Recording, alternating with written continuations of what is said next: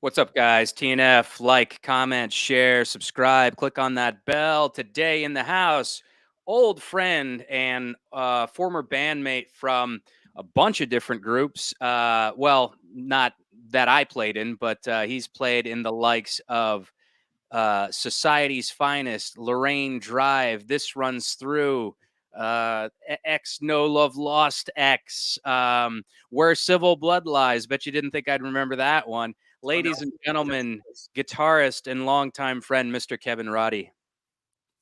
What's up, John? What's going on? How's your day been, man? What you're kicking it down there in old SC? Yeah, it's not much, man. Woke up to typical home issues. So spent my morning running around to hardware stores, dropping kids off at school last week of school. It's been crazy. So yeah, Doing the dad thing. Gonna knock this out with you, talk about some cool stuff, and then hit the yard work, man. So just another day in the life. All right, all right. Well, that sounds like you're living the dream, man. So let's talk about, how now see you think you and I first met through Stained Glass Romance. It was actually through Where Civil Blood Lies. Through River Life, you used to show up to the church sometimes, and you were one of the coolest guys there, man. You liked like the hippest music and stuff. I remember us talking about Refused back in the day and all that stuff. And how did you get involved with those guys? It's funny when I first started talking to you and we were talking about the podcast, I kept thinking the Stained Glass, and then several weeks back it hit me about how you were already in with Elijah Mosley, and I was like, oh my God, I remember even that further stretch back. I was like, I'm completely forgot about that. I was trying to think about the origin of our friendship, and was like, that's crazy that it didn't dawn on me until really mulling on it for a little while. But yeah, no, man, I was born and raised here, moved up to Charlotte after high school because wanted to play in a band, wanted to be in the scene, and got into punk and hardcore, and was like, nothing's going on down here. Of course, it wasn't as scattered. We're talking late 90s, this was about 99, 98, 99.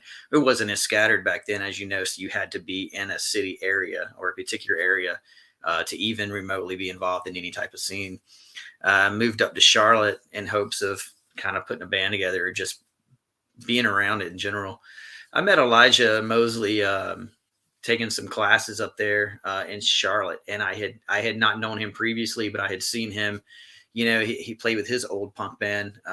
They used PNX. to PNX when they were in high school, toured everywhere, and used to see him. They even played here in the Greenville area. And I was like, man, I know this cat. I know this dude from somewhere. And then it hit me, introduced himself, to me, and we started talking.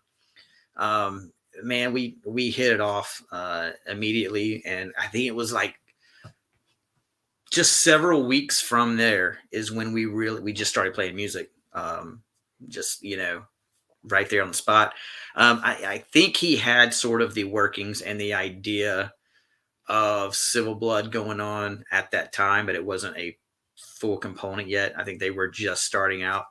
I think they kind of had somewhat of something together. Anyway, it's been so long, but the backstory, next thing I know, playing guitar with Civil Blood. So that pulled me out of Charlotte. I still lived in Charlotte, but that pulled me kind of the Statesville, Mooresville area. And that's where I started to meet all those guys. So of course, started going to church in the hall. You remember the church. I couldn't even remember the church. Yeah, it was, it was a whole different animal back then because, I remember it was just like weird kids that, wanted to play spirit-filled hardcore, and Ronnie Howard and David Stein, who later played after you, coincidentally, after you left Stained Glass, joined us on second guitar. And yeah, I mean, it was just a real cool vibe, real cool atmosphere. And, Justin Campbell and I were talking about this the other day. We were like, oh man, you can worship like this. Wow. That's so cool, and that was just mind blowing. I mean, hearing all those early spirit filled bands like Zayo and, Mhm. Strong Arm and Living Sacrifice and stuff like that. That was a game changer to me because it was one of those things where it was like come as you are type spirituality. Yep. You don't have to listen to hymnals and stuff Oh, like yeah. Yep. that. So I mean, Civil Blood to me was like I was like, oh man, these guys are cool. Yep. I'm glad you mentioned David because he was in the band. He was one of my favorite human beings on the earth, just his personality. And then he quit the band, or he went on a sabbatical, if I'm not mistaken, as he put it.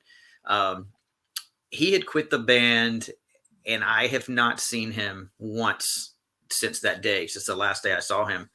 And through the years, there's been times where I've even thought about him or looked him up on Facebook. Never even seen the guy on Facebook, so I had no idea he actually came in with stained Oh, glass you for. didn't know that? That's really funny. Yeah, no, I had no That's a idea. funny story, actually. He was living, I think, with his brother and somebody else. They were living in Mooresville, and he was laying in bed, and I think he was drunk or high or something like that. And we said, "David, you're coming to play guitar for us." He said, "What? Oh, okay." Like Yeah, yeah, that was how it started, and yeah, and he played a few shows with us, and I don't even know why he left. I think he didn't work out or something, but yeah, no, he's a great human being, and I see some of his brothers on there from time to time, but not yeah, I don't know what happened to him. yeah, That's a good question. yeah. Well, I'm sure he's good, but yeah, no, going back, started playing with that band, and it was different. It was different because you had Ron or Ronnie, David, Jason was the bass player, Elijah, and myself. And if you really look at it, those guys came from that church um, sort of atmosphere, and it was kind of their first band, but they were only familiar with Tooth and Nail and sort of the spirit filled stuff. Right. Elijah had a much broader uh, taste in music, Yeah. but for his own particular reasons, which everybody has their own thing, he was not.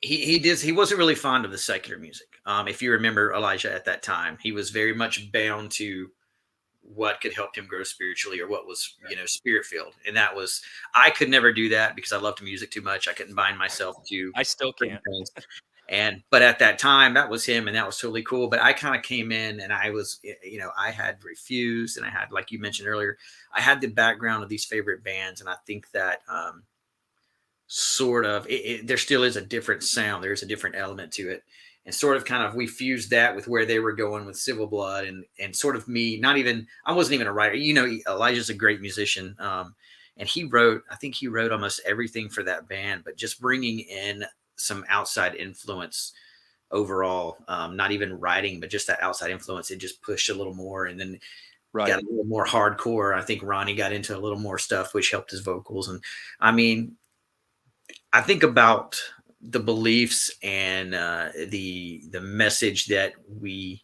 put forward, even as a small local band. The band never really went anywhere, but at that time, just the song lyrics, the songs themselves, we were kind of a little bit ahead of our time, but just wasn't clicking in locally Sure. for some reason.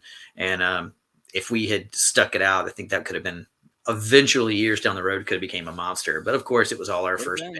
except Yeah, for man. he was a little bit older, but it was our first band, and I mean, it was what it was, but it was fun. But yeah, I definitely remember going back and remembering you through Elijah. I think you guys hit Cornerstone together one year. Yeah, we did, and it was interesting that it's interesting that you should bring that up because, yeah, I remember I was super into some of the.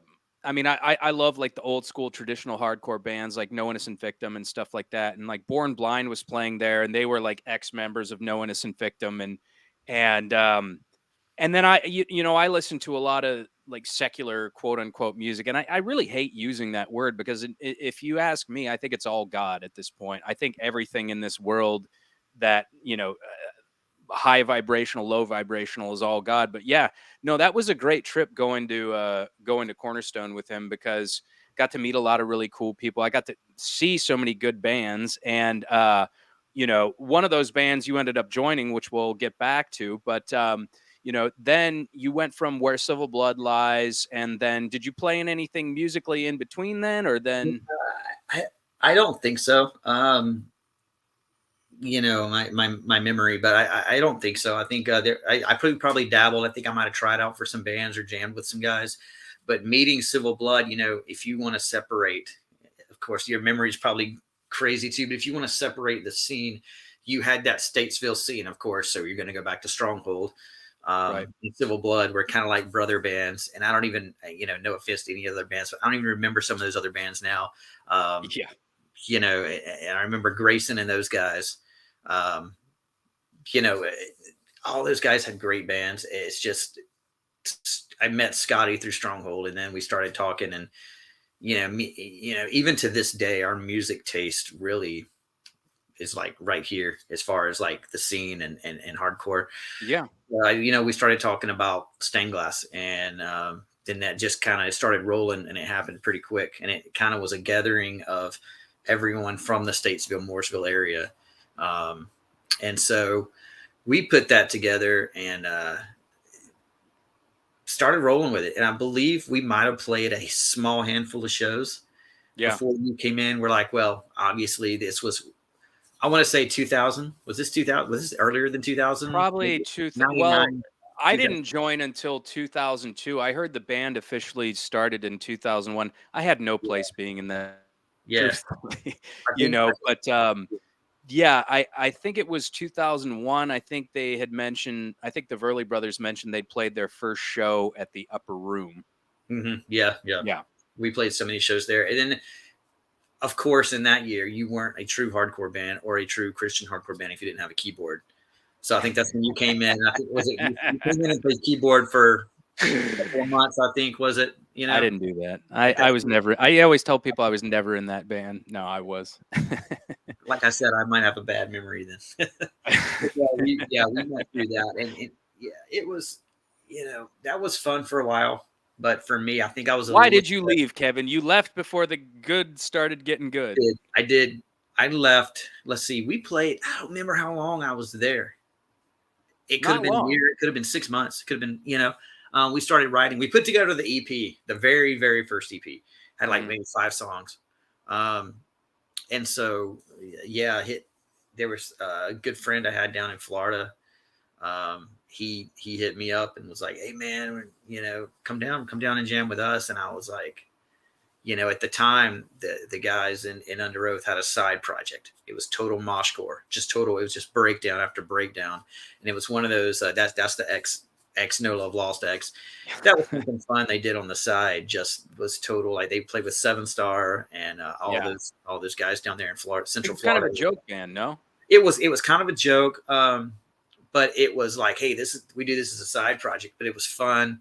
And I was like, dude, like those guys are so cool. I love the scene down there. The music itself is awesome. I was like, I'll do that. And then me and one of the vocalists for that band, his name was Philip. We're like, we'll start our own thing for serious, but I'll still do that with them for fun. So I ended up dodging out of Charlotte and headed down to Florida. And at that time, I think Under Oath, it's Sun Still Sleeps. The video had just come out. That record came out and just is, not compared to now, but back then they blew up. They're like, okay, they started touring full time. Didn't have time to mess around with their joke project anymore. But we, and I was still kind of young. I think I was older than some of the guys in Stained Glass. Yeah. I was still young enough to go, oh. You were older than me, for sure. Yeah, I was young enough, though, to be like, oh, I could be in a band with those guys, and those guys are doing pretty well, so I'm going to book it and do it. No maturity. Yeah, why did you left Stained Glass, and I seem to recall there was a little bit of, for a period, animosity, like, and all that's under the bridge. I don't care about any of that anymore. But I remember that, we eventually did start playing with some bigger acts. Yeah. And, I think I don't really know how you felt about that or what went down after that, especially, when No Love Lost didn't end up doing anything. Yeah, no, we didn't. I don't remember. I remember two parts of it. I remember we recorded with Chris Kincaid from Lorelei, Hoax Fall. Everybody remembers him from just one amazing kid, Chris. We recorded our little EP with him. And I don't know. I don't remember what happened. We or Silver Blood Lies recorded with him. I can't remember if Stained Glass recorded with him or not. They did. They did the demo and then also an EP which Like, was released yeah, on a label, which he did was some stuff crazy for for Where us. We'd Civil never Blood done Lies. anything on a label. Yeah, he did some stuff for Where Civil Blood Lies that actually never really came out, but it's doing. So I couldn't remember if I'm cross-threading I paid stories. for that. Was that I what's did. that? I actually gave Elijah some money for a recording. Nice. He's like, "You didn't give me very much," and I was like, "I didn't know how much it was, how much it cost. I just I wanted to remember there record it was and something there, self-release but it." But anyway, yeah, he also they did something in a recorded that. studio too, some studio of a guy he knew in Mooresville. So I'm like vaguely remembering everything, and it's like cross Right. cross. But yeah, no, I went down to Florida, and I think I paid for or I did or I didn't pay for the recording with Chris. Man, I don't remember what happened, but I thought I did. A check bounced, maybe it was. I don't remember, something crazy. And they were like, "Hey, you didn't pay for the recording," and I was like, "What? What's going on?" Vaguely, I don't know. I did a lot of things in Charlotte where I burned bridges, and sometimes I hate even driving through the city because I'm like, oh man, I did some bands wrong and some people wrong here. Um, but I vaguely remember that story. But I remember we were recording and we were just starting to play some cool shows. And I do remember the guys going, "I just came to practice one day," and I was like, "Hey, I'm moving to Florida. I'm gonna do this." And they were like, "That's crappy, dude. That's a shitty thing to do. Just I bounce." think I remember. I No, actually, I don't think I was there whenever that happened, but I do remember it. Yeah, But I'll tell yeah, you what, I think you probably made the right decision at that time, because like I I hate to say this, but Paul Verley and I were like the workhorses after you left, and it was just like we were constantly like cracking the whip, like, guys, we got to go, we yeah. got to like do this, we got a show, we got to be at, we got to do this, we got to do that. And I And think at that time too, like you said, I was a little bit older, not a lot older, but I was a little bit older. I had my own apartment and I had my thing going. And we had Paul. Was Mark the other brother? Mark, yeah. Mark. We had Mark Which and Paul. Mark, I think, if had he stuck in it for the long haul, Yeah, which I mean, I guess he did, but Mark vastly matured after his time in that yeah, band. I yeah. mean, that guy. And congratulations to Mark Verley, by the way. He just got engaged to a I am wonderful, friends with beautiful Mark on girl in Facebook. Jamaica. So Yeah, so I think it was just kind of a lack of maturity collectively. well, I remember mean, even Jesse? myself, I was. Yeah, I still stood to do a little bit of growing up. I just got out of the military, but I mean, I still needed to learn tact and how to treat people and things like that. I didn't yeah. really know that I too think it was well, the age so. thing because if you remember, Jesse was our drummer, and of course, Jesse's married. Whoa, Jesse. Jesse's married with kids now, and it's like I'm I friends know, with. it's amazing. I mean, I'm friends with him on Facebook. We don't talk much, Me but too.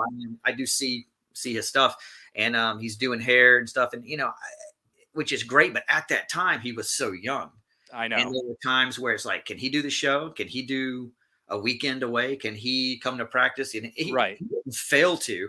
But for me, being my age, I was like, oh man, I worry about being in a band with younger guys. And then we had potentially at that time replaced him with another drummer who was even younger, and I can't remember this kid's That name. was, Jason Mills, who It might Jason ended up sticking it out for quite a long time. He Yeah. was a member for, I would say, about 2 years or so. Um, I kinda had a falling out with him, but that's irrelevant. Anyway, continue. But no, I think yeah, for me being my age, I was looking at things going, man, I'm ready to tour. I'm ready to do weekends away. I'm ready to do all this stuff. And I was like, for me, it's like something looks like a stepping block. I took it no problem. And I was Yeah. like, man, this, whatever. And that kind of sucked though. I mean, me and Scott grew close pretty quick because we shared so much music taste. Yeah. Uh, and so, we had the same vision, even now, I think like maybe even as soon as last year, I'll variously hit him up on Facebook and be like, dude, let's do something. And he's like, yeah, man. And then we don't talk about it again, just like little ideas. And, Yeah, yeah. but, Their new project's incredible. yeah, yeah. Violent Life, Violent Death. And, Mhm. by the way, yours truly is directing a music video for them. I've also directed a little video teaser promo that hopefully, I think they're releasing it today, actually, come to think of it. But anyway, yeah, no, Scott and I, we definitely, I remember driving with him to Greenville when he was dating his current girlfriend at the time. And, he and I, we don't talk that much now, but when we were in the band, we would always talk about like Curl Up and Die and like, Yeah. Converge and stuff like that. And I remember you turned me on to American Nightmare. I was like, wow, this is like old school hardcore with like, I want to kill myself emo lyrics, Yeah. like Yeah. quickly became one of my favorite bands. Coincidentally, Wes ran a bookstore where I used to live right down the street from where I used to live in LA. But yeah, no, Scott, he's good people's man. And like, he's like my brother even still Yeah, to this yeah. day. Yeah, I think it's he's doing Violent Live, he's doing Stained Glass still. He's got these projects going on, but every now and then he'll put something out there where he's like, man, I'm still not getting my Converge feel, or my Spitfire feel. I'm still not, Ooh, and Spitfire. for us, every now and then I'm like, I want to do it. I want to do it. Let's do it. And Yeah. it's just ideas. Haven't talked to him in a while, but you know, but we still share that. But I think it kind of sucked getting a friendship with him and then telling the guys, oh, I'm going to bounce when we just now starting this band. Right. Um, and I Hey remember, man, you got to do you though. Ultimately, I mean, yeah, and one thing I figured out when I got older, like if you had an opportunity to do like a bigger band, don't hold any grudges. Be like, man, go for it. Bless you. Like it does kind of suck when you've got shows and tours lined up, but like if it's going to be a better opportunity for you, ultimately, like I don't dog or harangue anybody for that anymore. yeah, So yeah. Well, I mean, I've burned bridges doing it and stuff in the past when I was younger, but I mean, it's like one of those things where, you know, it's one of those things I look back and there's a lot of bands where I'm like, man, if I would have just stuck it out with this band or that band, certain things could have happened. And there's other times where I was like, made the right decision. yeah, yeah. But no, yeah, that's all so vague. I just remember the starting process of it and how it ended and heading down to So you Florida. were in No Love Lost, and Under Oath kind of started taking off, and Yep. then No Love Lost kind of went to the side. Then what happened? Where did you go from Um, there? we tried to keep it go. We got some new members and we're like, let's make it a full-time deal. We got a new guitar player, another guitar player came in, and we had a couple of the guys from Seventh Star that were on they were on Face Down, if you remember those guys from way back in the Seventh day. Star I got to see live a few times. Yeah, Johnny, the yeah. singer. Yeah, I remember him. They came in and would at least help us practice, and we would try to write some songs, but we never did a show. It never did anything. It was still in these stages of we're going to do something. And we even printed out T-shirts and stickers, and I think went to festivals, went to Furnace Fest and all these places. I think we even got Andrew WK, the first Furnace Fest, to wear No Love Lost T-shirt for one of his songs. I mean, Oh, no way. we tried That to guy do. was the Oh coolest. yeah, In fact, I have a funny story about how whenever Raver Chris from Undying, yeah, that do you know that? Oh God, what was her name? Audrey. She was real kind of tall and bony or whatever. And then Chris the at the time. Sarahs, we Yep. all went to Waffle House and we ate with Andrew WK. We're like, hey, do you want to go eat with us? And dude was just down. Like he's like, yeah, sure, let's go. And then Audrey asked if she could get his pair of jeans because I guess he only had two pair of jeans. He's like, yeah, sure. And he sent her his pair of jeans. And I was like, wow, that's so cool. That guy was such a novelty back in the day. But so he wore stickers or he wore shirts and stickers, or you had stickers made up, and then what, never really played any shows though. No, we tried to do the whole viral thing before the whole viral thing got popular. Later on, a few years later with MySpace, you've got bands that would develop and be huge before doing anything because of the creating your own viral buzz. So we try to create our own viral. We try to put it out there and say we're coming, But ultimately, still with lack of internet, quite at that Yeah, time, it wasn't quite the same as it is yeah, now. it wasn't hitting the same. Um, you know, got a call from this Runs Through guys, or I don't know if it was a call. What happened? I don't. If I'm dead honest, I don't even remember how I got in touch with those guys or how it started. They were. I was in a small town in Florida between Orlando and Tampa. This Runs Through guys. They're originally all from North Carolina, but they were Yeah, Greensboro, right? but they were living in Tampa. Um, Found those guys, drove over about an hour to Tampa and jammed with them. And at that time, I was like, well, No Love Lost is still kind of are we a band or what are we doing? But this is a band. This is a real band. I like it, whatever. But I don't remember what happened. I don't remember if I replied to something they had out. I don't remember if I met one of them. That seemed pretty vague. But yeah, joined that band. And so we started jammed out. They had 5, 6, maybe 7 songs, learned the songs. And, I mean, we all clicked immediately, and it was great. And my living situation with some of the one or two of the guys that were in No Love Lost, if you will, Wasn't the best living situation. We were, just staying in an apartment with them, and their situation wasn't that stable. So I was like, okay, I should get out of here. Yeah.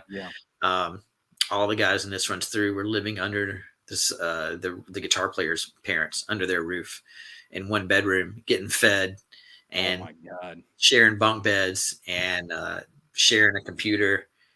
And You got any crazy stories about that? Surely that had to be no, but confrontational. God bless our guitar player Tyson. His parents housed us because they believed in the band. We're like, you guys can stay here, and Tyson, I remember him actually. yeah, Yeah. would feed us dinner and let us stay, hang out, and we had a practice space there in town that we rented monthly. Mhm. And we basically, after like a month or 2 months, man, we booked our first tour, got a manager, and we really started touring to where we couldn't really work. I think some of the guys actually did odd jobs with Tyson's parents to make some money at home, Sure. but we started touring, and I mean, we never really had the time to do much else, so we weren't really home a lot. When we were in a storage place or in a practice facility writing all day, Right.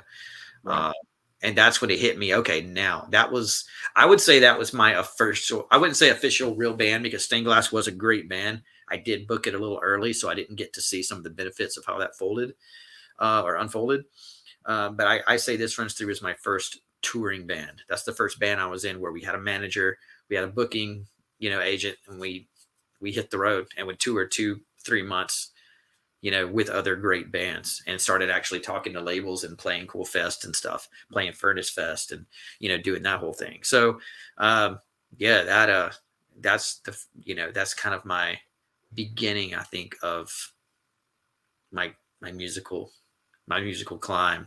Sure. And So then this runs through. I mean, I definitely remember Stained Glass because we sort of had a bit of a coup in Stained Glass, and we ousted Scott, and I became vocalist, and I think Eric Zwerger joined us on second guitar, and we played with the likes of like Hatebreed and yeah, all these other groups, yeah, I and then didn't we know ended some up of that. playing with you guys at Creation Skate Park in Kernersville, and you were on guitar with This Runs Through at the time. We'd played with them previously at Somewhere Else Tavern in Greensboro, but then I think you joined the band later, and then we're like, oh, it's Kevin. Holy crap. Yeah, yeah, Yeah. we came through the first time I remember seeing. I didn't know any of that or remember. The first thing I remember next time about Stained Glass, where I never really had regrets, but where I saw Stained Glass again and was like, oh my god, they're fantastic. Was it was a festival in Greensboro. I don't know if it was Somewhere Else Tavern. It might have been, Probably. but it was like a little 2 day festival. We played. Yeah, it was Somewhere Else. Yeah. Yeah, and I can't remember all the bands, but I remember Stained Glass played. Yeah. But Scott was back on vocals at the time. Justin might have been in the band. Oh, was it Bart that was in the band on guitar? Oh Maybe. God, who knows? It was, yeah, but I think Mark was still in the band, and I want to say it was Bart, maybe Justin. I don't remember I who's. think Code 7 played that festival. It's possible. Yeah, Yeah. yeah. I'd have Yeah, to yeah. really go back and do some digging. There's very man. There's next to none. This runs through live footage on the internet at all. But if you dig hard enough, you can come across one or two videos, and one of them I believe is from the Greens from that festival. Which is so crazy because, I mean, you think about what those guys went on to do. I mean, Yeah, Spencer and all them with Under Oath. I mean, yeah, that band blew the hell up, yeah, It was yeah, it was pretty crazy. You'd think that people would be, and I still hear inklings of like whenever, oh, This Runs Through, that was the singer of Under Oath's first yeah, band or whatever, and so um you would think that more of that would exist. And yeah. I actually had a hard time finding some of the later stuff. And now let's kind of talk about, how did you end up transitioning out of This Runs Through and then you went to Society's Finest? Yeah, everything is so vague. We actually signed with. Well, we were shopping for. We wanted Solid State. We weren't even a band that long, but we knew that we wanted to be on Solid State because that's if you weren't on Solid State, what were you during Yeah, that time? right. You That was the Christian label at the That was time. the Christian label, and plus it was part of the big four. When you talk about Trustkill, Ferret, I think Victory and Solid State were like your. Yeah, those were the ones There at the were other time. Yeah. labels, but those were the four where if you were there, you were. you were it, Yeah. and we were playing shows with Norma Jean, and we doing these festivals. Our first tour was with Evelyn, if you remember those guys. Yeah. Those members went on to Between the Buried and Me. They did that for a short time, and Yeah. yeah, I mean those guys were like, I mean they were doing Dillinger's shit before there was Dillinger. I mean they were Yeah, and we that was where we played at you the with This Runs Through at the skate park was on that tour, was on the Evelyn This Runs Through tour. yeah, Yeah. yeah. We When I they think were it's breathing their fire and stuff like yes, that was incredible. great band. Nick Hippa, the guitar player for that band, has been one of the main writers and guitar players for As I Lay Dying for the last 15 years. Oh, that's right, that's right. And Uh, and then they did the Woven War or whatever? and then Woven War. And Yeah, now, of course, I think they're most predominantly known now for Shane does Oh the Sleeper, or no, Oh Sleeper. I'm sorry, he right, does Oh right. Sleeper, and then Oh Sleeper, and Nick has been doing As I Lay Dying, of course, before that debacle happened. Is As They Lay Dying, they're doing music again, aren't they? They're doing music, but it's just him. I think they've all slowly, he did his thing. If you know, you know. The Yeah, band came back, yeah. or he If he you know, rejoined. you know, look it up. Yeah, yeah. Anybody, the singer of As I Lay Dying. Anyway. He rejoined the band, and then those guys went on, I think, and they started to tour, wrote another record, and then I think over the last year they've slowly started dismantling. I don't know if it's all related back to that, but he's I believe he's keeping it going with some hired guns. But Oh. yeah, but no, that Evelyn is an old staple if you know Evelyn, and we did that tour, shared a van, packed into a van like sardines, had the same manager. They had been talking, I think maybe they were talking to Solid State at the time. I don't remember what their deal was, but anyway, we were kind of getting a run around, I think, from Solid State, or it wasn't happening, or we ended up getting in touch with I think his name was Jason that ran Face Down. Oh, Uh, yeah, Jason Moody from No yeah, Instant Victim. Yeah. yeah, for Notice Victim, and he signed us the Face Down. I think he sent us over contracts and everything. We signed a Face Down, and then we put out 2 songs on a Face Down sampler that summer, which I I think are, remember them. They were heavy. yeah, they definitely were on the heavier side, and we put those out, and then we never went out on another tour. I can't, to be honest with you, we were supposed to tour with one of my favorite bands at the time, Kid Gorgeous. You remember Kid Gorgeous? Yeah, Kid Gorgeous. What is They're it? they From had Buffalo, right? Friday night knife fight or whatever their album was their called. drummer actually was from Buried Alive, and That's their right. Was that bass Jesse player, Moscato? it was, and their bass Yeah. player was from Every Time I Die. So, Oh, that's right. That's the first Steve, right? and I believe he's actually the, well, I would say current, but I think he's actually in Better Lovers now. Which is the I'm not new, even familiar with that band. yeah. That's a scene that I haven't kept up with in a while. Is If like you metalcore and whatnot. sidetrack, if you go listen, there's only one song released. If you go look it up, it's basically the new Every Time I Die, with the singer from Dillinger, and Oh, wow. it's probably the sickest thing I've ever heard. Okay, you'll have to send me some Yeah, later because it's I don't nasty.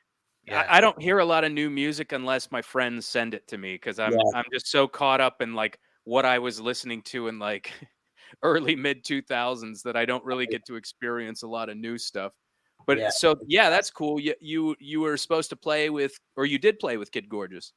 Um, we drove that tour started in New York City or Brooklyn somewhere. We drove all the way up to New York City, played the first show. Kid Gorgeous had van trouble. Hey, we're going to miss the first couple of nights of tour. Carry on. We'll meet you. So and so. They ended up dropping off. We never played with them again. Oh no. That was a bummer, but we carried on with the tour, if I'm not mistaken. And then we ended up playing a giant festival in Birmingham, perhaps. Might have been Birmingham. We played Every Time I Die. I played that festival. A lot of, I think, Misery Signals. They were in their first year of touring. Oh yeah. That festival, and I asked, and they were like, "Yeah, Kid Gorgeous." They, asked what was going on with them, why they didn't rejoin or whatever. But yeah, I ended up meeting. We played Furnace Fest, the first, or it was the second Furnace Fest. I think it was the second Furnace Fest. Yeah. And Kid Furnace Gorgeous. Fest is huge now. Yeah, we played a side stage, and Kid Gorgeous actually was there. They were playing as well, and I went and talked to their singer, and he was actually Eric was his name. He was super apologetic and super nice and was like, man, I remember that. That was a bummer. And he was like, in fact, take some free t-shirts. I never thought about that. Gave me some free stuff. And in fact, found him on MySpace or something years later and actually kept in contact. And we would just sit sometimes on Messenger and talk about bands and stuff, and ended up being really cool guys. Their other guitar player, I don't remember his name. Kid Gorgeous was his only band. He ended up moving to Japan to be a school teacher. Oh, wow. English, I think, to teach English in Japan, if I'm not mistaken. Yeah. Don't know whatever happened to that, but yeah, but oh, he was a teacher at when he was in Every Time I Die, I think. Well, the singer for Every Time I Die was a history teacher, I believe. Right, or English, yeah. English, somewhere along those lines. Yeah, and this guy was a teacher as well. I can't remember his name, but he didn't do any other bands. I think it was just Kid Buckley. But Keith, Keith was a teacher. But yeah, no, he that would have been a killer tour. I don't doubt it. I love that band. Solid band. Man, that's a deep cut because I thought about that album the other day. That was a really kind of mathy, but like with tough kind of sounding vocals and stuff. Yeah. I really dug that whole juxtaposition. Yeah, they were actually a perfect blend of Buried Alive and Every Time I Die. So of course, members now. I don't know why it's saying. Let me pause for a second here because it's saying that my computer's about to die. I don't know why, but let's take a little break here real quick.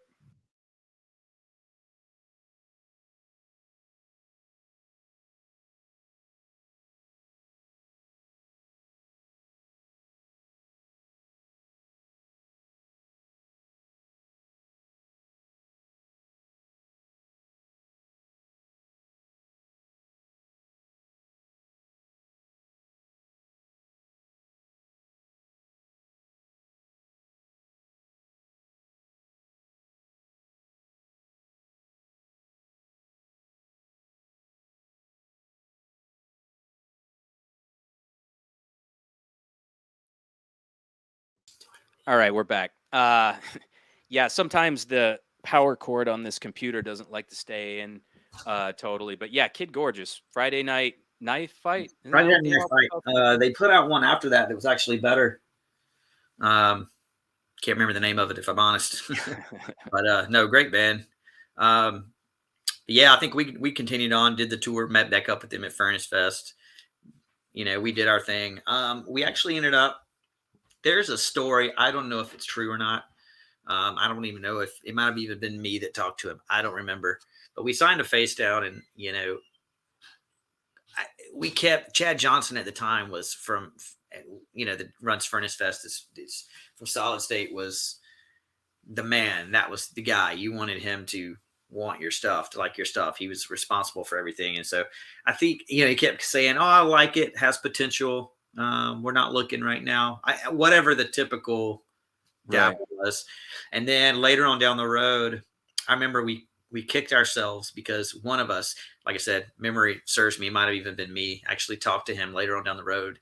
And the story was, I never said I didn't want to sign you guys. I wanted to wait and see you guys play live at Cornerstone or something. I don't remember. Oh no. I don't remember what happened. I don't remember where that story came from or if it was true or whatever. We were like, bummed about that. But yes, Spencer got the offer to fill in for Dallas when he, when they removed Dallas from the band for Under Oath. Wait, they removed him from the band. Dallas was, well, it was a mutual split. If I'm not mistaken, or he was kicked out. Man, it's been so many years.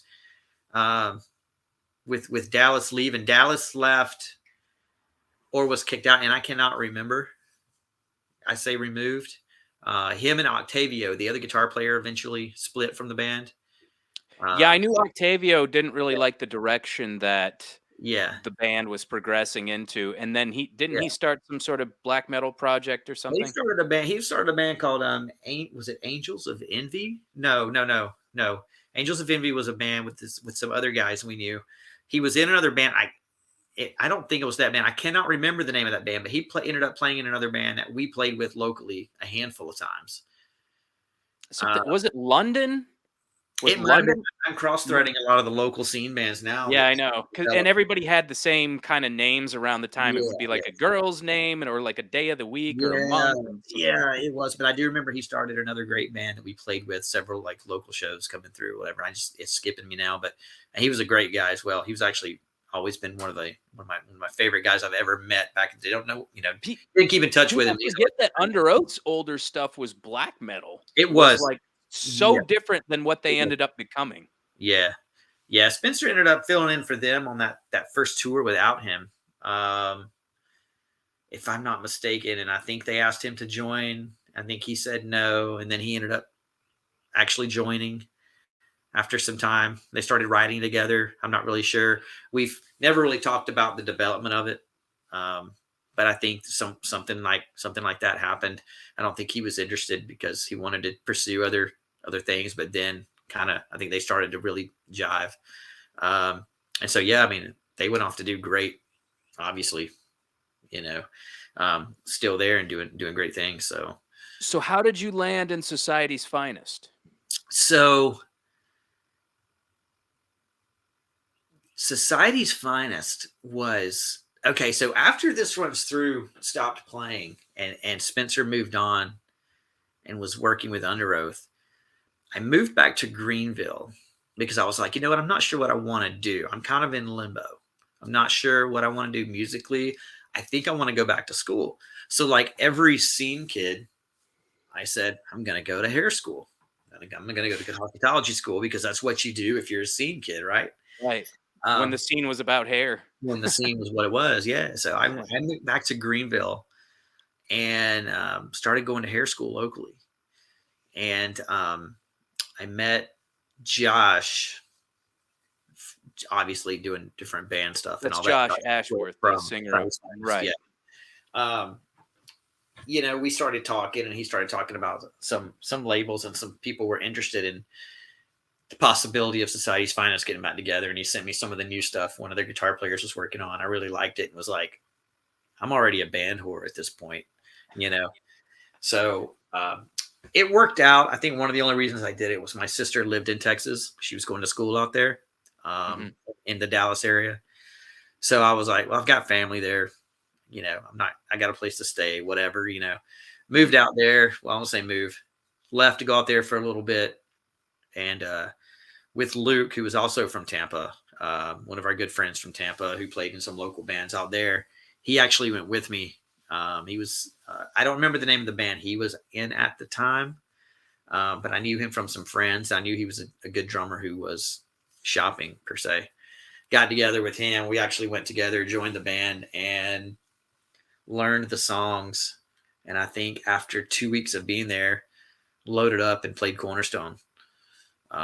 We played the pro life stage right between. Well, I don't know who we were between, but we played directly after Norman Jean, and so that was our first time with the new lineup, and that was pretty Wow. cool. That was actually the first time I'd ever seen Society's Yeah, Finest was at Cornerstone, and I mean, they ripped, dude. They were sick, and they played, like, early during the day, but I remember yeah, first hearing them and being like, "Oh, these guys kinda sound like Zayo," like, yeah, 'cause he nailed it, and I remember Private Conflicts and Suicides was the name of the first EP, which I thought was a great title, and it yeah, had a cool cover, and it was really, yeah, very reminiscent of Zayo. And then they did that Journey So Far album for Solid State, which made sense that they would sign that because Pluto, a lot of those bands were yeah, Christian, and then they went to Solid State. And yeah, then they had that really awesome cover with the guy with the bag on his head or whatever. He was sitting yeah, on the couch or whatever. And so, yeah, I mean, on that same Cornerstone 2000 show, I got to see Society's Finest, and they crushed it, man. And yeah, then you joined it, and didn't they do that love, art, and a murder, sex, or whatever that album was called? yeah, in a four-letter word. Yeah. Yeah, we wrote like two songs, or two or three new songs, and then I think the rest of those songs, I think they might end up being B-sides from Journey So Far, Okay. or different lineup collaborations. I'm not really sure, but the first two or three songs were new songs, and then that they kind of went on with that. Um, and yeah, we started touring. We didn't do huge tours. We did kind of more headlining type deals, but we stopped on some festivals and played with some cool bands along the way. Sure. Um, it was fun. For me, I always wanted to, and again, at that time, at that age, you want to have your hand in the solid state pot if you're from the Christian scene or if you're from that scene. So for me, it was kind of like playing with some guys that I had gone to see. Same as you, I would go to solid state shows, see Society's Finest, and be like, they're a great band, whatever. And I'm like, oh, now I get to play with some of the guys I watched years ago, Right. kind of thing. Um, Josh ended up joining Zayo for a short time. That's right. He was their vocalist for a short stint, wasn't he? Yeah, a little less than a year. Um, he ended up joining the band, and I think Dan ended up coming back, who's always been there. Yeah. And so, I think it was after that he decided he wanted to give Society's Finest a kick again.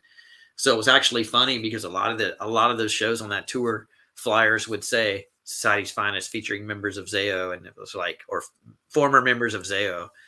And he's like, I did Zayo for a few months. I did like a European tour with Zayo. And so They they were had like trying to another singer this. too, Corey or somebody. They I had they vaguely had a remember singer named him. Corey. I think he did one record with them, Corey Darst. Oh, okay. Yeah, he did like a record with them or whatever. But they've always been one of those bands where in the beginning they had Sean Jonas when they first hit Tooth and Nail. But once they got Right. Dan, Liberate, TX, and Ferris, It was a different band. once they got Dan, it's always been one of those things where they've had a couple of other vocalists come and go, but it's always been Dan. He's always been there. It's always his thing. So, ultimately, I think that's just kind of what happened. He would leave and rejoin, but there were the Zayo Society's Finest ties. Unfortunately, some tour promoters tried to pass that off as, Capitalize on that. yeah. Yeah. I Actually, remember that Society's Finest, somebody told me, one of my friends said that they played a show and it was just Josh, the guitar player, and a drummer. And I'm like, why would you even tour like that? I never heard about that, but it might have been when he was trying to pick that back up. Actually, one of the bigger tours we did was with a band called Gods. And That was Jesse that was Smith's. Jesse. Once Jesse left Zayo, he never came. He never really came back. He booked Right. it after self-titled and was gone. And he started Gods with Rob, who was the bass player for the Liberate era. So That's they right. started this band. It was more of like it was gothish, sort of dark rock, It was like sort of him, wasn't it? like a hymn vibe to it. But they were all great guys. Another guy from the band. He was actually in the original Zayo, like I think they like not Splinter Shards, like way before that. All else failed, Zayo. Might have been, yeah, like All Else Failed. I think Wow. he was originally in that. But anyway, Gods kind of was compromised of some old Zayo and of course Jesse.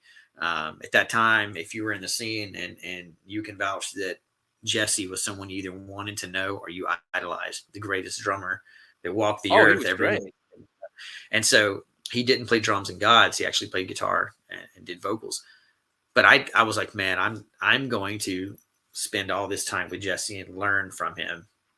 And he ended up just being a dude, nothing to learn, just was a dude. But we all idolized him because of the Zayo history and who he was. Yeah. So that tour Well, was he was, cool. and he also was kind of one of the first people in that scene to do the whole, Kind of a like, pioneer, if you will. Yeah. yeah, like the whole, like, aesthetically, well, yeah, stylistically, metalcore, that whole like Carcass kind of crossover type stuff. And then, aesthetically, the guy's got like, I mean, he's all glammed out. He's got like tattoos of pinup girls and stuff like that. And it like very like, what's the word I'm looking for? Ambiguous aesthetically. Like that was a huge thing at that time, and he was one of the kind of early purveyors of that within that scene. Oh yeah, yeah. He was definitely, like I said, kind of a pioneer, if you will, and at that time, one of our heroes. But then ended up just being a dude, Being a and dude. like, man, like, still talk to him every now and then, kick it on Facebook, and be like, "How's it going, man? How's the family?" Things like that. Yeah. So it's. But back then, I was like, "Oh, I'm gonna do a tour with Jesse, man. I'm gonna pick his brain." So just being where the scene was back then. Um, But yeah, that's kind of how Society's Finest started, was just being like, man, I like to play with these guys. They kind of have a history, we'll give And it. so what led you from being with Society's Finest to not eventually? Did you play on any of the albums actually? No, I think the record that came out after the one we were talking about, Was it And I the I Drunkards? the Drunkards came out. I think that was the one that came out. Me and one of the guitar players, we all started kind of writing some songs, and there's certain elements of some of those songs that went on to the And I the Drunkards record. But they had changed. There had been a period long enough to where a lot of it had changed. I can still listen to certain songs in there and go, oh, I remember when we wrote that little part right there, that one little riff in the back of the van one time or something. But for the most part, it was a totally different band. And I think they ended up recording that with, man, I think they went up to Virginia and recorded with the dude from Scarlet. Um, Oh wow. I can't remember. I'm skipping his name on which guy that was, but they went up and recorded with him, and turned out to actually be a pretty solid record. It didn't really get out there. I don't want to say too little, too late for Society's Finest, or that ship has sailed. I mean, because the Solid State days were over. The name wasn't as out there, wasn't as prevalent. But if you go back and Right. find the record, it was actually pretty solid. Jason from Evelyn, who also went on to play in Between the Buried and Me for drums for a little while, you mentioned earlier. He Yeah. actually played drums on I the Drunkards. Oh, So okay. yeah, so that ended up being a pretty solid record. I love listening to it still. It's really heavy. It's got some Nice. stuff on it. It's And kind of got then that. so from Society's Finest, that brought you to Lorraine Drive, or did you have like a stint in Right. there where you didn't I play had or several years. I went up to New York for several years, played with some friends up there, did some stuff up there. Crashed with some friends, did some pretty good bands up there. Uh, just trying to find my place. Um, kind of was between genres then. Moving down. I don't want to play hardcore anymore. I kind of want to go. Of course, the scene was moving too. Everything was moving more towards pop punk, and um, emo was kind of even growing more and coming back around. And I was kind of done with heavy music, so explored some different bands and some different stuff with some people, and met some great friends that I still keep in touch with today. But my wife, my now wife, is originally from California. yeah, we So do have that connection now in that we both lived in Southern California. yeah, so the backstory of these bands probably went on too long because we know a lot of people No, together. this is great history, man. But like, This is I was fantastic. listening This to your makes my podcast. job infinitely easier too. I was listening to your podcast with what's his name, dude from Tiger, Daniel Adderholt. Daniel, Yeah. and I was listening to your podcast with him, and it's so funny because he was talking about you guys as mutual friends and the history in Statesville and the Upper Room and all that, and I was like, we got the same backstory, and I don't even remember. I know Daniel, I'm friends with him on Facebook, but I don't remember him at that time. I don't either. You Yeah. know, but I'm He's like, a was he very quiet around? guy, so I Yeah, could see why I may have not known him at the time, but I guess yeah, he was yeah. friends with Grayson and all those other guys Oh too. yeah, Anyway, yeah. so Still friends with those Southern guys. California. Long story short, that took me back to a combination. Her family still lived there, and she was over Mhm. here on the East Coast with me. And so it was a combination of I want to go back home. I miss my family, my sisters, and she has a lot of sisters. And combination of that and me going, having some friends that he was going to play with in California too, and me going, man, I've never lived in California, only toured. I'll go back out there. We'll give it a shot. So I started playing with a band out there for a little bit, and some friends of mine had introduced me to Lorraine Drive, and they were actually pretty big in the local scene in California. Um, they were on Lobster Records, which I think ended up being a sub of Victory a little later on, or Victory bought their distribution, or somewhere in the mix. They That sold. was Yellow Card's label, right? It was, I believe, Yellow Card was on there in the beginning. That band blew up for a minute, and There's a then couple of pretty good nobody's bands heard there, and I anything from. cannot remember all of them at the time. But at that time, when I moved back, they were on Lobster. They weren't when I joined, but they had put out a record called Romantic Wealth, Um, they were doing some pretty great tours, but locally, they were one of the bands to see. For me, at the time, two bands I used to love to get out and see would be Seosin or Lorraine Drive. Oh man, you see, now that's why you had to stick around because Seosin played with Stained Glass Romance, and I think that was one of my favorite shows ever. It was so poorly attended.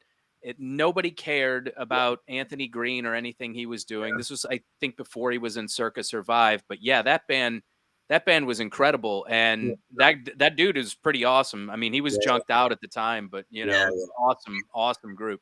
yeah. It was. Lorraine Drive had a presence live. They had one of the best drummers I'd ever seen, hands down. Very energetic. If they were playing, we would go. We played a couple local shows with them, but just like watching them play, I was like, this band is gonna be huge. This is one of my favorite bands. Just their songs, their vocalist. And I Um, know we got some dirt that's involved in this story, which I want to say for the second part of the interview. So whenever you're ready to say, "Hey, I don't want to talk about this on YouTube. Let's save the dirty stuff for Rumble," yeah, yeah, yeah, yeah. So just to remind you. we I was in a band. I was playing for a short time for a band called Divide the Day, which was also on Pluto back in the day. And I was playing guitar for a little bit, and we played a show with Lorraine. No, we played a show with, in fact, I don't know who we played the show with, but we played a show in Corona at a place called the Showcase Theater, which was a pretty Yeah, popular I'm familiar. Yeah. place out there. And Chris, who's the drummer from Lorraine Drive, was there, and I said, "What's up?" to him, and we were just talking, I think having a beer, and he was like, "Man, you should come play with us." He was like, "I was watching you play, and our guitar player is leaving, and you should come jam with us." And I was like, "That's all you got to say." At the time, they were my favorite local band, loved their music. So he said that, and basically, exchanged numbers, set it up, and went and jammed with them. And I think it just took off, started vibed with them very well. They're all really, really great musicians, and excuse me, incredible writers. But I felt a little intimidated on that end. But just to play rhythm guitar, I guess it worked out. They liked it, it fit in, and joined that band. And so that became my I don't know, that became my opus. That was whenever anybody says, "What have you done with your life?" or "What have you done?" I'll say music. But that's the band. That's if anyone comes to me and says, "Let's hear some of your music," I mean, it's Lorraine Drive. I wasn't an original member, but the years that I had in that band was the ups and the downs of music. Sure, the apex of your musical career to Yeah, this point. yeah, yeah, yeah. So yeah, if so, love their music. So I didn't look back. Joined in. My first show was them was, I don't remember. I want to say maybe 3 or 4 weeks after joining. Hopped in the van and got on Warp Tour and played several Warp Tour dates. And so that was oh my God, my first shows with them are Warp Tour. This is awesome. That's insane. And so did Warp Tour and started Were you guys a writing. main stage act or like a That side stage wasn't act? main stage. That was, I believe I want to say it was Smart Punk maybe at the time. Smart Punk Smart stage. punk. Wow, Uh, that's a deep Not the cut. old name. So yeah.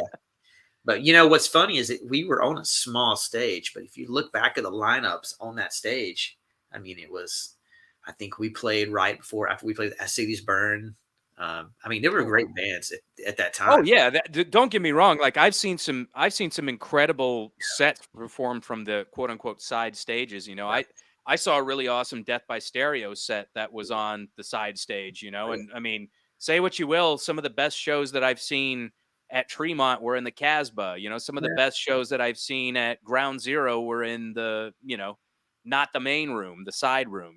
So yeah, that you were on Warp Tour and you're playing and you're yeah. going, and how was that? What was that like? A lot of That kids was cool. I receptive mean, to that? the tour. Okay, so before I joined Lorraine Drive, the tour that they had just wrapped up, they just did like 3 straight months with Red Jumpsuit Apparatus in Oh Medina Lake. wow. Who at the time, Medina Lake, I don't even know what those dudes doing now, but they got really big quickly and was a mainstay for a couple years. But when Red Jumpsuit came out with Face Down, and it was all over TRL and MTV or whatever else. They were on the tour with those guys when that song hit, and everything exploded. Like Lorene Drive watched those guys go from a van to a bus in the middle of tour, and That is insane. yeah, so I mean, everything just happened. So they actually did that tour, got off that tour. The guitar player decided he was going to get. I think he got married, didn't want to tour, and that's where I came in. But yeah, the tours we did were great tours. They were always with phenomenal bands. We were supposed to tour with the Maine, and they ended up getting replaced on the tour. But at the time, the Maine was just hitting off. And now they got pretty massive for a while, and a lot of great bands we toured with. And so it became one of those things where the tours, you still had some questionable venues, some questionable shows, but it wasn't the past. It wasn't like, oh my God, are we playing to 2 people at a skate park tonight? And then, I mean, we were playing real venues and real bands and Warp tours and things. And I mean, we really felt like, this was going somewhere. And I mean, we were writing phenomenal songs, and I mean, it was just, we knew somewhere it was going to take off. We were just kind of waiting on the time, But then it didn't. No, it didn't. Well, it did, and then it did not. Then it did not. And you know what? We can actually save that for the second part of the TNF podcast, which is going to be on Rumble. But for those of you who are tuning in on YouTube right now, I want to thank you guys so much. Kevin, Roddy, you've been a great guest. We're going to continue this over here on Rumble. If you are interested in watching the second part, go ahead and subscribe at TNF Rumble. And yeah, I think that's about it. I have never done this before because YouTube used to be so gracious to its content creators and used to pay them and whatnot. But in order to get people interested, and you got to go into the dirty stuff, the bad stuff that nobody wants to platform anymore. You got to do it on another platform. So, Kevin, do you got anything going on right now that you want to promote before we jump on over to Rumble? No, there's nothing in my life. Dogs. Nothing other than awesome family and awesome kids, right? Yeah, promoting being a lazy dad, man. That's all. I love it. Well, guys, like I said, Kevin, Roddy, Lorene Drive, Society's Finest. This runs through. We're going to continue the second part of this interview on Rumble. We're going to take a quick break, but if you guys haven't already, subscribe, click on that bell for notifications, and namaste, God bless, and be good, everybody. There's a new intro too, and yeah, check it out on Rumble, TNF Rumble. Thanks, guys. Love you.